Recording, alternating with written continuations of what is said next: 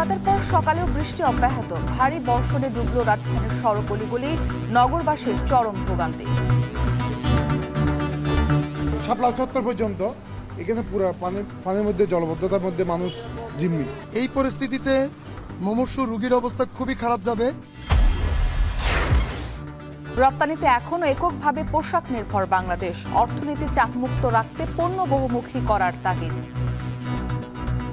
দুইটা পণ্যের উপর আমাদের যে নির্ভরশীলতাটা কমাতে হবে, আমরা এক্সপোর্টটা ডাইভার্সিফাই করার জন্য।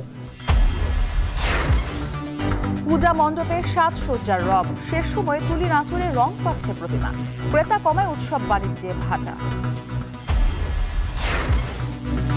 এবং লেবাননে ইসরায়েলি হামলায় নিরাপত্তাহীনতায় লাখো প্রবাসী বাংলাদেশে বিশেষ ফ্লাইটে দেশে ফিরতে চান তারা। কেউ রাস্তায়, কেউ সাগর পাড়ে, কেউ পার্কে, কেউ খোলা আকাশের নিচে কিন্তু বসবাস করতেছে। অনেক বাংলাদেশি না খেয়ে থাকার জায়গা নাই, রাস্তায় ঘুরে আছে।